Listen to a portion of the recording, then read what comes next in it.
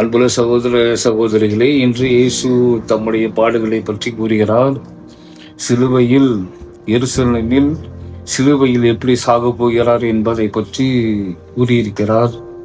அதே நேரத்தில் சொல்கிறார், என் பின் வருபவர் தன் சிலுவையை சுமந்து கொண்டு என் பின் செல்லட்டும் என்று சொல்கிறார். சிலுவை என்று சொல்லும்போது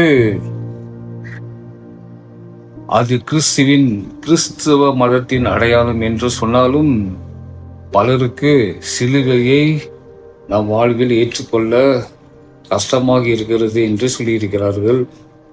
ஏனென்றால் சிலுவை என்று சொன்னால் தோல்வி, சிலுவை என்று சொன்னால் வேதனை. அந்த காலத்தில் ரோமர்கள் இந்த சிலுவையை பயன்படுத்தி தண்டனை கொடுத்தார்கள்.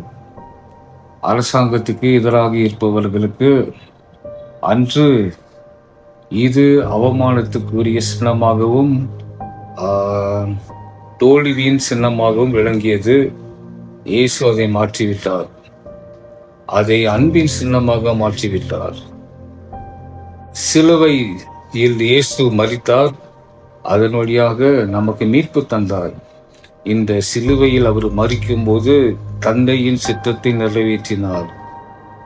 நம் மீது கொண்ட அன்பினால் இயேசு தம் உயிரையே நமக்கு கொடுத்தார். அப்ப அன்பின் சின்னம், அன்பின் பிரதிபலிப்பு.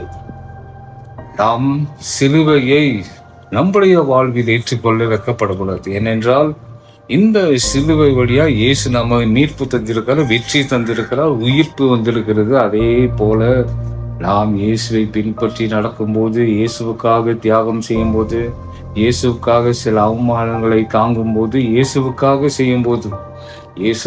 செய்யும்போது அதை இயேசு மாற்றுவார்.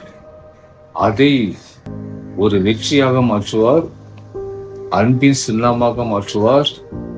நம்முடைய வாழ்வும் இயேசுவின் அருளால் சிறக்கும், நலமடையும். நாம் இயேசுவின் உயிர்ப்பின் மகிமையில் நுழைவோம். ஆகவே நாம் சிலுவையை ஏற்றுக்கொள்ள பயப்படாமல் தைரியமாக செல்வோம். ஆண்டவர் நம் அனைவரையும் ஆசீர்வதிப்பாராக. ஆமென்.